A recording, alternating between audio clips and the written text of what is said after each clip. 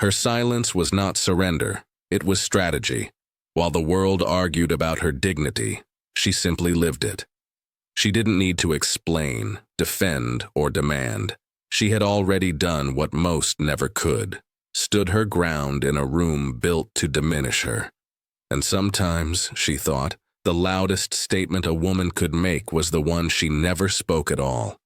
Devaun had weathered scandals before, stock dips, hostile takeovers, whispers about arrogance disguised as brilliance. He had always managed to turn noise into applause. But this time was different. The headlines came not from financial circles but from every corner of the internet, bleeding into morning talk shows, podcasts, and late-night monologues. His face, once a symbol of ambition, had become the image of entitlement. The billionaire who demanded a kiss. The words trailed him like smoke. In the glass walls of his penthouse office, the city glimmered beneath him, but for the first time he couldn't feel its pulse. Meetings were canceled for optics. Investors who once called him visionary now sent carefully worded emails about strategic distance. Even his assistant, always brisk and composed, hesitated before knocking, as if the silence inside had grown dangerous. He'd thought he was insulated, untouchable. But power, he was learning, was only as solid as the people willing to stand beside it. And right now, they were walking away. The PR team filled his days with damage control. They drafted apologies, polished statements, filmed authentic videos of remorse. None of it worked. Every word felt rehearsed, hollow. The public didn't want regret. They wanted reckoning. And the one person who could have offered him humanity, the woman he'd humiliated, remained utterly, painfully silent. At night, he replayed the moment. Not the laughter, not the gasps, but her stillness. The way she had looked at him, steady, certain, unshaken. He had meant to challenge her. Instead, she had held up a mirror, and he hadn't liked what he saw. "You don't own moments," she'd said. The phrase looped in his head like a refrain, taunting him from the spaces between his thoughts. He stopped sleeping, stopped drinking, stopped pretending. In the quiet stripped of noise and admiration, he began to see himself clearly, not as the king he'd imagined, but as a man who mistook dominance for respect. His empire, built on ego and speed, now felt fragile. The world hadn't destroyed him, his reflection had. On the edge of dawn, he stood by the window, watching the city lights fade into gray. Somewhere out there, Reese was probably opening the gallery, walking through a world she hadn't tried to control, but had somehow mastered. He envied her peace, her purpose, her refusal to perform. For the first time in his life, Devaun Thompson didn't want to win. He wanted to understand. The gallery was quieter than he remembered, a cathedral of light and shadow where time seemed to move differently. Devaun stepped inside without warning, the echo of his polished shoes announcing him long before his voice could. He hadn't planned this visit. No PR team had drafted a statement or rehearsed his words. He just needed to see her, to look at the woman who had dismantled him without ever raising her voice. Reese stood near the far wall, her back straight, gaze fixed on a new piece, a portrait of a black woman draped in gold, her chin tilted slightly upward, eyes steady, unflinching. The paint seemed to shimmer under the light, as if the figure was alive, breathing through the canvas. Devaun paused a few feet away, suddenly uncertain how to stand in a room that didn't belong to him. "Reese," he said finally, his tone softer than she'd ever heard it. She didn't turn. "I assume you're here for the art," she said, her voice calm even. "Or have you come to collect another story?" The words hit him like a quiet slap. "I came to apologize," he managed, "for that night. For how it looked. For what it was," she interrupted, finally facing him. Her eyes were steady, the same composure that had haunted him in every headline, every sleepless night. Don't soften it with language, Devaun. You thought humiliation was seduction. You tried to make a spectacle out of someone who didn't play your game. He exhaled, running a hand over his jaw, the motion betraying his frustration. That's not what I meant. I was caught up. Everyone was watching and you thought power meant control, she finished. It didn't. It just showed who you really were when no one said no. The silence stretched, taut but unbreakable. Devaun looked past her at the painting again, the woman in gold, luminous and immovable. She looks like you, he said quietly. She looks like every woman who's ever had to remind a man she's not his lesson, Reese replied. He nodded once, the weight of her words settling into him like truth long avoided. You're right, he said simply. I don't expect forgiveness. But I needed to hear you say it. Reese's expression softened, though not enough to comfort. Respect isn't something you demand, she said. It's something you earn. And you've got work to do. Devaun lowered his gaze. Maybe I finally understand that. As he turned to leave, Reese faced the painting again. The woman in gold stared back at her, unbowed, unbroken. And for the first time, Devaun realized the portrait wasn't just art. It was a mirror. The penthouse had never felt this large. Devaun moved through its glass corridors like a ghost in his own life, surrounded by quiet that hummed with accusation. The city below glittered as it always did, its skyline sharp against the night, but from this height it felt distant, unreachable. Once, that distance had made him feel invincible. Tonight, it only reminded him how far he'd drifted from the man he thought he was. He stood before the wall of windows, tie undone, sleeves rolled to his elbows, staring at his reflection superimposed over the city lights. Every headline, every clip, every echo of her voice played in his mind. You thought humiliation was seduction. He'd told himself he wasn't that man, that he'd been provoked, misunderstood, momentarily careless. But the truth, when it finally arrived, was merciless. He had mistaken attention for admiration and silence for respect. He'd built an empire around control, not connection. The phone on his desk buzzed again. Another message from his board, another damage control meeting postponed. He didn't answer. He was tired of hearing about optics, reputation, and recovery. None of them understood what had really fractured. It wasn't his brand. It was his reflection. He wandered into his private study, the room lined with accolades and framed magazine covers. For years, this was proof of his brilliance. Forbes lists, innovation awards, the glass trophies that whispered validation in the dark. Now they looked small, almost childish. He picked one up, a crystal globe etched with his name, and turned it in his hand. It caught the light, fractured it, and for the first time he saw what he'd built for what it truly was, a fortress of glass, transparent, fragile, designed to keep him safe from humility. He thought of Reese standing in that gallery, her voice steady, her gaze unwavering. She hadn't just rejected his apology. She had handed him a truth he couldn't buy. He envied her quiet strength, the ease with which she occupied herself. No armor, no performance. She had something he'd spent a lifetime trying to replace with wealth. Peace. As dawn crept into the room, painting the skyline in muted gold, Devaun exhaled. The city would wake soon, the world would move on, but he knew he couldn't, not yet. He would rebuild, yes, but not what he'd lost, what he'd never truly had. For the first time, Devaun Thompson wanted to learn how to be human. Weeks passed before Devaun spoke to anyone outside his company. The noise had faded, but the silence that replaced it was heavier. He no longer attended events or appeared on panels. The world he'd once dominated moved without him, almost relieved. He didn't fight it. For the first time, retreat didn't feel like defeat. It felt like work, the kind that couldn't be delegated or spun by publicists, the kind that required him to listen. He began spending mornings in his study without his phone, rereading letters he'd once ignored, proposals from young artists, underfunded programs, curators begging for a chance to be seen. They had all addressed him with reverence, expecting benevolence from a man too distracted by his own reflection to care.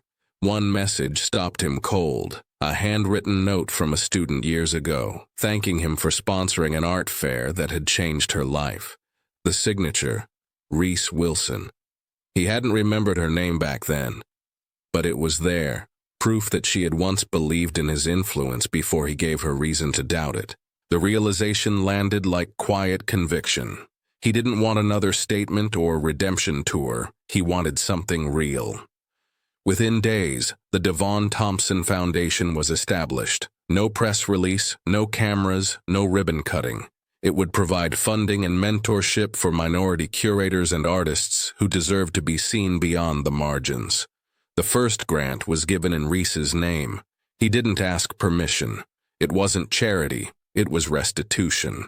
The world eventually noticed, as it always did, but only through whispers. Did you hear what he did? He didn't even attach a logo.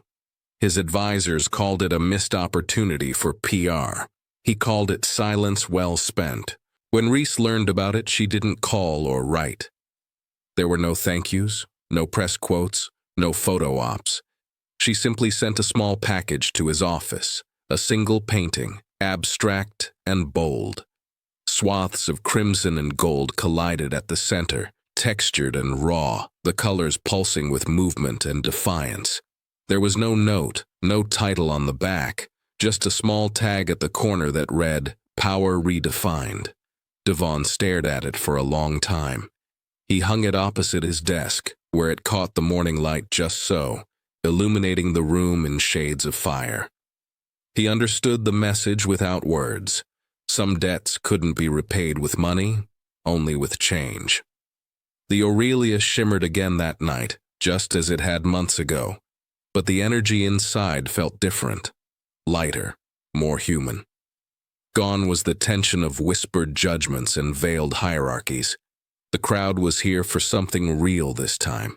At the center of it all stood Reese Wilson, her name etched in gold on the evening's program as the featured curator of The Art of Presence, an exhibition celebrating creators who defied the boundaries of expectation. Her gown was simple, black satin, clean lines, but the way she carried herself drew every eye without demanding it. She no longer needed to belong to the room. The room belonged to her. The air hummed with admiration as guests stopped her between displays to praise her vision. Each compliment she accepted with quiet gratitude, never basking, never deflecting. She'd learned long ago that humility didn't mean shrinking. It meant standing tall without apology. And as she moved through the familiar corridors of the Aurelia, she felt something shift inside her.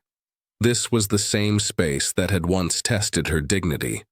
Tonight, it reflected it.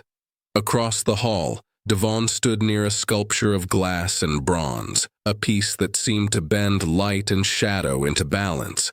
He looked different, simpler, grounded. The tailored arrogance had faded, replaced by something steadier, almost reverent. He didn't draw attention anymore. He didn't need to. When he saw her, he didn't hesitate. Their eyes met, just as they had that first night, but the charge between them had changed. No battle, no ego, just recognition. He approached slowly, hands in his pockets, voice low enough for only her to hear. "You taught me something I should have known," he said. "That a man's worth isn't in how many people obey him, but how many stand tall in his presence." Reese studied him for a long moment. His tone wasn't polished, it was honest. She smiled, soft, unguarded, the kind of smile that forgave without erasing. "Then maybe you finally learned to see," she said. For a moment, they simply stood there, surrounded by color and music, and the murmur of art lovers who had no idea they were witnessing a quiet kind of closure. A photographer drifted by asking for a picture. Reese declined politely, and Devaun didn't protest. Some stories didn't need a frame. They just needed to end in truth. As she turned to greet another guest, Devaun stepped back, letting her light fill the space, undisturbed. He realized then that redemption didn't always arrive in applause or absolution. Sometimes it came in the form of a woman walking away, dignified, seen, and finally free. The night wound down in quiet waves, the last notes of a string quartet dissolving into murmured goodbyes and the soft shuffle of designer shoes on marble. The Aurelia's chandeliers dimmed to a gentle gold, casting a warm glow over the final room of the exhibit. The Art of Dignity. Reese stood before the title wall, the words etched in brass, reflected in the glass panels around her like an echo. Behind her, the city lights glimmered through the tall windows, each one flickering like a silent witness to how far she'd come. The room was almost empty now. A few guests lingered, whispering softly as they studied the final piece. A life-sized portrait of a woman painted in tones of obsidian and pearl, her gaze unwavering, her spine straight. The plaque beneath it read simply, "Unbroken." It wasn't a self-portrait, but anyone who looked closely could see traces of Reese in every brushstroke. The calm in the eyes, the quiet defiance in the posture, the grace that came not from perfection but from endurance. She took a step closer, fingertips grazing the edge of the frame. For a moment, she thought about everything that had brought her here. The humiliation, the silence, the shift of power that began with a single refusal. She didn't feel anger anymore, just clarity. What had once been a wound had become a window, one that let her see herself without distortion. In the reflection of the glass, another figure appeared behind her. Devaun. No fanfare, no entourage, no cameras waiting to capture their reunion. He had come quietly, standing a few feet back, hands clasped loosely, his presence no longer commanding but respectful. Their eyes met in the reflection, not directly, just enough to acknowledge the thread that still existed between them. He didn't speak, and neither did she. Words felt unnecessary now. After a moment, he took a small step back, fading into the periphery of the glass, until only she remained centered in the frame. The symbolism wasn't lost on her. Some people came into your story to change it, others to challenge it. And sometimes, the greatest gift they left behind was perspective. Reese exhaled, her reflection steady, her expression serene. The music from the hall had faded completely, leaving only the hum of the city outside. Power, she realized, had never been about dominance or control. It was this: stillness, presence, and the refusal to bend. As the lights dimmed and the gallery slipped into silence, she stood unbroken, illuminated by her own becoming. If you liked this story, share it. Somewhere, a woman is sitting at a table where she was never meant to have a voice, waiting to be told what she's worth. She needs to be reminded that silence can be strength and that respect isn't granted, it's claimed. Comment below if you've ever been put on display and chose to rise with composure instead of rage. Come on, sweetheart. Don't act like you're too good to play along. That's what he said, in front of everyone. A billionaire, drunk on power, turning a woman's dignity into a dare. The room laughed, not because it was funny, but because it was safe. Every eye waited for her to break, to blush, to bow. But Reese Wilson didn't flinch, didn't whisper, didn't move. She met his gaze with the calm of a woman who'd already survived worse. And when she finally spoke, just one sentence, it shattered the illusion of every man who thought wealth made him untouchable. The cameras caught it all. 15 seconds that would burn an empire. Stay with us, because what begins as humiliation ends in power. Where in the world are you watching from tonight? Drop your city in the comments. Have you ever had someone try to embarrass you, only to realize your silence was the loudest thing in the room.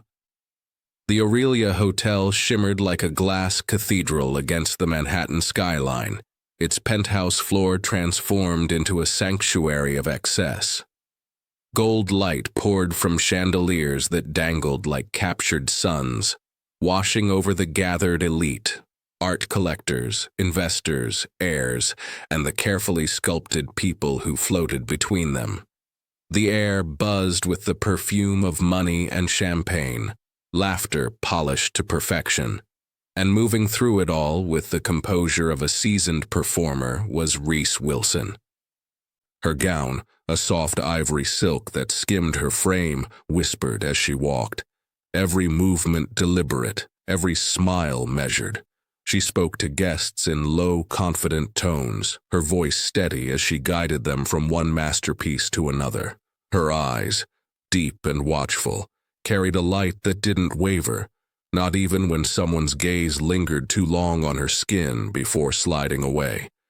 She was used to it by now, the invisible calculations, the quiet curiosity that came with being the only black woman in the room who wasn't serving drinks or taking coats. She felt it, but she never let it stain her poise. The evening's centerpiece was a painting of a storm over marble cliffs, a metaphor for restraint, she'd said earlier, during her opening remarks. The crowd had nodded as though they understood. Now they simply admired the price tag. But Reese didn't mind. Her love for art had never been about prestige. It was about the silence that existed between brushstrokes, the truth people missed when they looked only for signatures. Across the room, Devaun Thompson stood with a glass of amber liquor, half listening to a financier drone about mergers.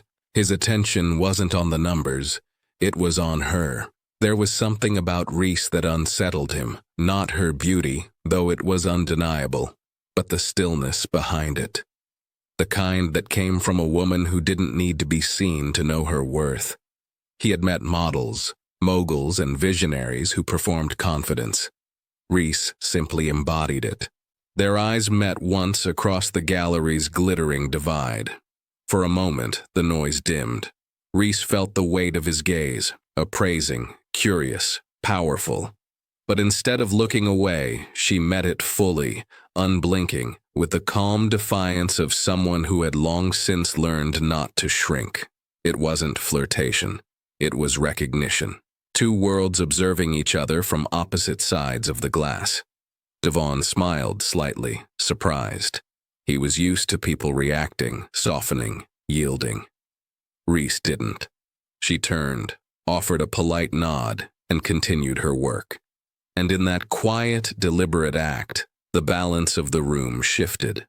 For the first time that night, the man who owned everything found himself disarmed and seen. Devaun waited until the last of the cameras turned elsewhere before crossing the gallery. Conversation parted around him as if by instinct, the quiet choreography of power. His tuxedo fit like it had been tailored by silence itself, his cufflinks flashing quick bursts of light as he walked. Reese noticed him coming before he spoke. She always noticed movement like that, deliberate, practiced, designed to be seen. She straightened subtly, her hand brushing an invisible crease from her gown, and met him with the same professional grace she offered every patron. "Beautiful evening," he said, his voice low, smooth, with a cadence that carried both charm and command. And an even more beautiful mind behind it, I assume. Reese smiled, the kind that was polite but unrevealing. "I'm glad you think so, Mr. Thompson." The team worked hard to bring these pieces together. He stepped closer, not enough to breach decorum, but near enough that his cologne, cedar, citrus, something expensive and understated, reached her. "Call me Devaun. And tell me, do you curate art or moments? Because I can't tell which you've perfected." She tilted her head slightly, the diamond at her ear catching the chandelier's glow. "I curate perspective. The art does the rest." A flicker of amusement curved his mouth. "Perspective," he echoed, as if testing the word for weakness. Then tell me yours. What do you see when you look at a room like this? Reese glanced around, at the pearls, the practiced smiles, the gloved hands that held glasses too delicately to risk fingerprints. People pretending they understand what can't be owned, she said softly. Beauty. Meaning. Sometimes even each other. It wasn't meant as provocation, but the look he gave her said she'd caught his attention in a way few ever had. He leaned in, his tone dropping to something more personal. You know, I don't really collect art, he said. I collect stories. Reese's eyes met his, steady, curious. And what kind of stories interest you, Mr. Thompson? The unfinished kind, he said, smiling now, slow, deliberate. And I think yours might be one of them. The words hung between them like a dare wrapped in velvet. She could feel the shift, that fine line between admiration and pursuit, curiosity and control. Reese inhaled, steadying herself. Then I hope you're a patient collector, she replied, turning toward the next display. Devaun watched her go, his glass untouched, the faintest trace of surprise lingering in his expression. Around them, the music swelled, but neither heard it. For a heartbeat, the room, and everything in it, belonged to their silence.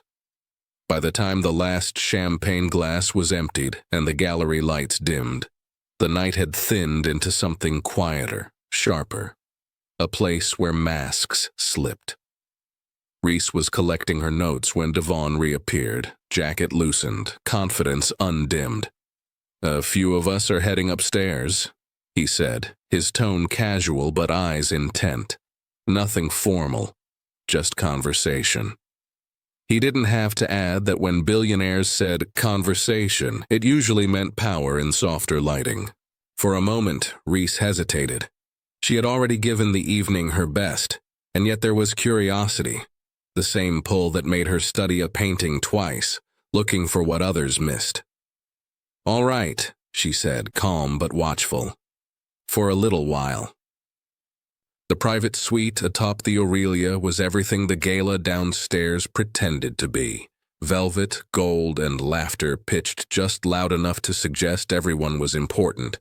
The guests gathered around a long mahogany table, a constellation of influence. Venture capitalists, fashion magnates, actresses with smiles too perfect to be spontaneous.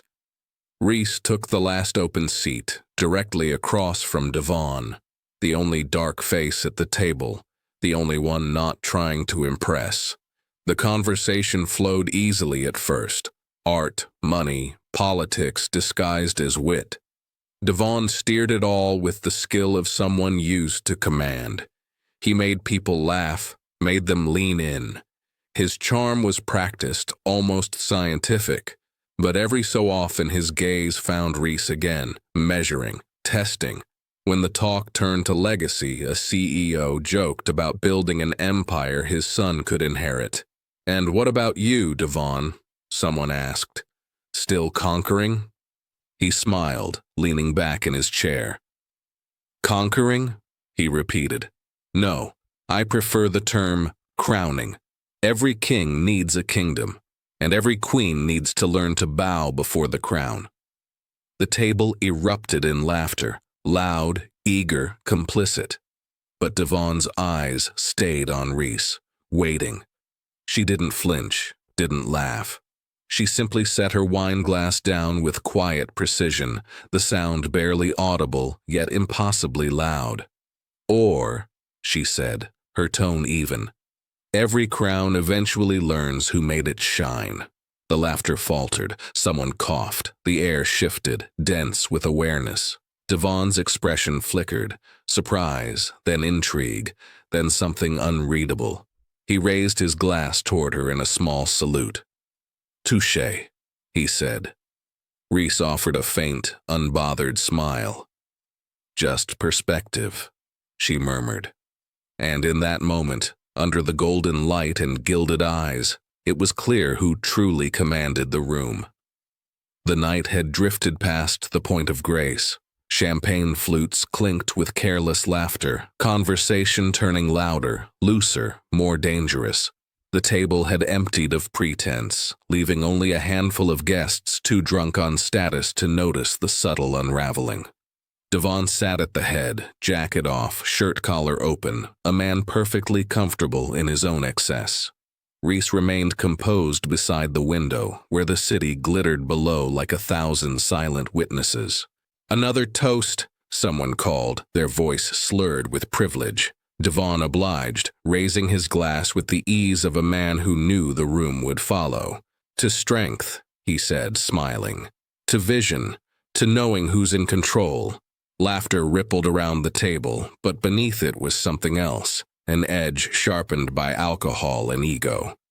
His gaze found Reese again. "You're quiet tonight," he said. "Still studying us?" She met his stare, unflinching. "Always learning," she said softly. "It's fascinating to watch people reveal themselves when they think no one's watching." It should have ended there. A polite barb, a shared smirk. But Devaun's pride was a fragile thing, the kind that mistook composure for challenge. He leaned forward, his tone low, smooth, and laced with intoxicated bravado. "You really think you're above me, don't you?" Reese blinked once, slow. "I think I'm exactly who I choose to be." The guests went still, sensing the tension but unwilling to interrupt the spectacle. A few exchanged uneasy glances. The air felt charged, waiting. Devaun's smile returned, but it didn't reach his eyes. "Then prove it," he said, his words slicing through the hum of conversation. "If you really think you're above me, prove it. Kiss me, right here, and let's see who owns the moment." The laughter died. Glasses paused mid-air.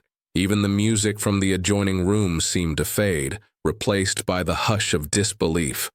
Reese didn't move. She didn't blush, didn't shrink, didn't stammer. Her eyes met his, steady, unwavering, and painfully calm. The kind of calm that only comes from knowing exactly what you're made of. When she finally spoke, her voice was low, deliberate, and clear enough to cut through the silence. "You don't own moments," she said. "You just rent them."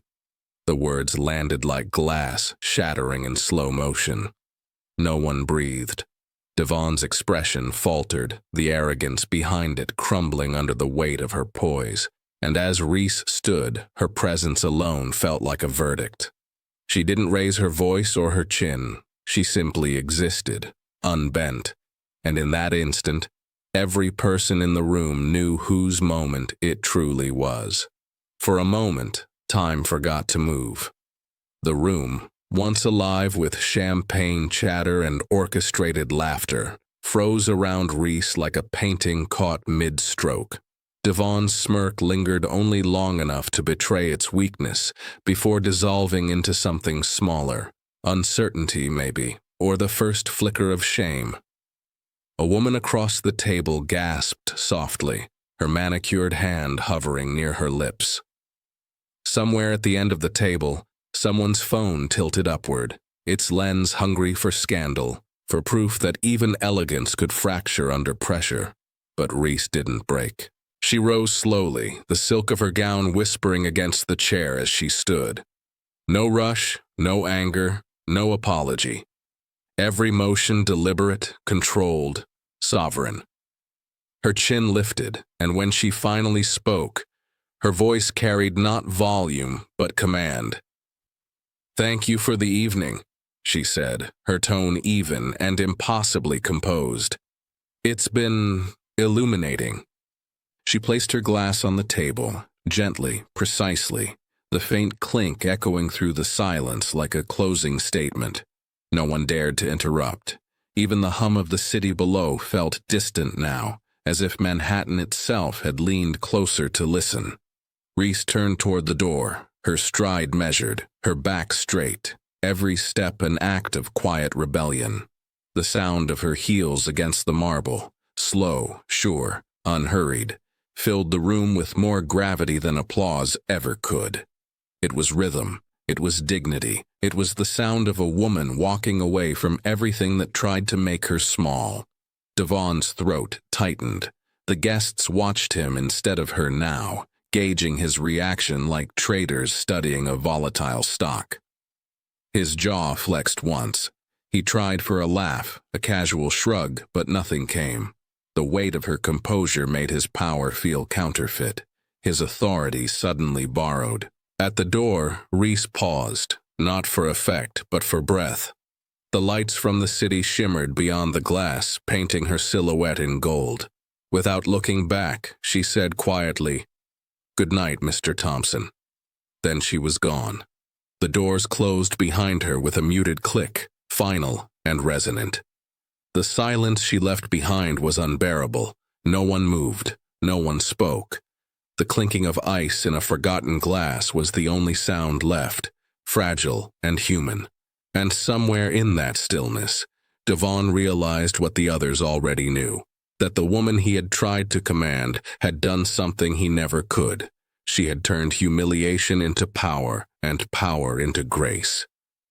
By morning, the night that should have vanished into the quiet corridors of privilege was everywhere. The clip, 15 seconds of shock filmed through a trembling phone, spread like wildfire.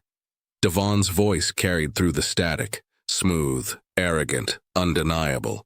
"Kiss me, right here, and let's see who owns the moment." The internet didn't hesitate.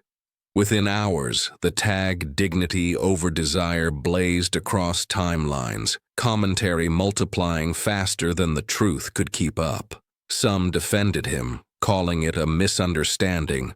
Others crowned Reese a symbol of grace under fire. Screens flickered with slow-motion replays of her calm, her stillness, her quiet refusal. In every version, she looked untouchable. By noon, reporters were calling the Aurelia for comment. Think pieces sprouted like weeds. Power, race, and the cost of silence, when women refused to bow. Devaun's PR team went into triage mode, issuing statements about context and humor taken out of proportion. But context had already lost to conviction. The world had chosen its story, and in it, Reese stood taller than any empire of glass and steel he had ever built. At the gallery, however, the world seemed far away. Reese walked through the quiet halls of marble and light, clipboard in hand, her heels whispering against the polished floor. She arranged canvases, directed lighting, corrected placement by an inch or two. The same precision, the same serenity. Her phone vibrated non-stop in her bag. Messages from journalists, friends, strangers calling her brave. But she didn't reach for it. She didn't want to become a headline. She wanted to return to what mattered. Jenna, her assistant, appeared at the doorway, eyes wide. "Reese, you've seen it, right?" "It's everywhere." Reese smiled faintly, a tired, knowing curve of her lips. "Then let it be everywhere," she said. "I've got work to do." Outside, a delivery truck rumbled past, oblivious to the digital storm unfolding miles above. Inside, sunlight poured through the gallery's high windows, catching the edges of a bronze sculpture she had chosen for the new exhibit. Two figures locked in motion, one falling, one rising. She paused, fingertips grazing the cool metal. It felt fitting somehow. Her silence was not surrender, it was strategy. While the world argued about her dignity, she simply lived it. She didn't need to explain, defend, or demand. She had already done what most never could, stood her ground in a room built to diminish her. And sometimes, she thought, the loudest statement a woman could make was the one she never spoke at all. Thanks for watching. If you enjoyed this video, give it a like, drop a comment, and share it with a friend. And don't forget to subscribe to Black Stories Untold for more stories that uncover hidden struggles, celebrate strength, and remind us that every voice matters.